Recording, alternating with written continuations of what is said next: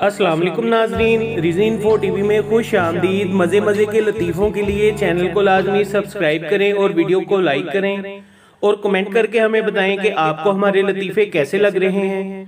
एक आदमी ने मौलवी साहब से सवाल किया, क्या रोज़े की हालत में बीवी को आई लव यू बोल सकते हैं?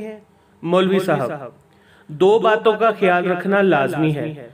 अगर किसी और की बीवी हो और उसके शोहर को पता चल गया तो पिटाई के दौरान खून निकलने से रोजा टूट सकता है। दूसरी बात, और अगर बीवी आपकी अपनी हो तो झूठ बोलने से रोजा मकरूह हो सकता है। एक हाथी ने रोमांटिक मूड में एक चूंटी को छेड़ा। चूंटी गुस्से में हाथी की बीवी के पास जाकर बोली, अपने आवारा शोहर को समझा लो वरना मर्द हमारे घर में भी हैं। एक आदमी झूठ बोलने की वजह से बड़ा मशहूर था। एक बूढ़ी औरत को पता चला तो उसकी असलाह की नियत से उसके पास गई और बोली, बेटा मैंने सुना है कि तुम दुनिया के सबसे झूठे आदमी हो।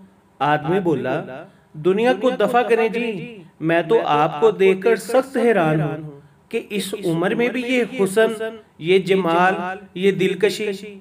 बूढ़ी औरत शर्माते हुए बोली, हाय अल्लाह, ये दुनिया वाले भी कितने जालिम हैं, अच्छे भले आदमी को झूठा कहते हैं। दुल्हे ने दुल्हन का घूंघट उठाया।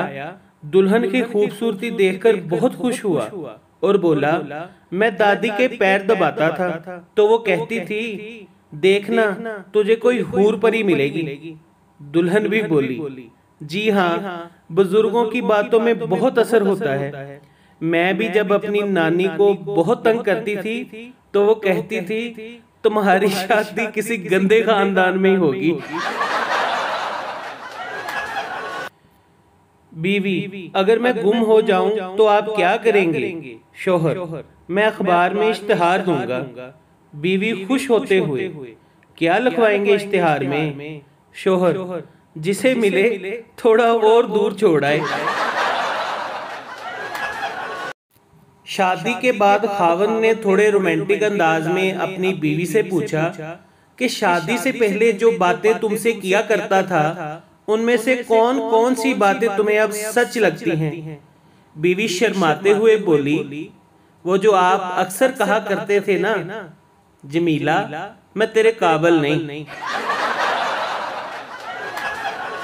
मच्छर का बच्चा पहली बार उड़ा, वापस आया तो बाकी मच्छरों ने पूछा, कैसी रही परवाज?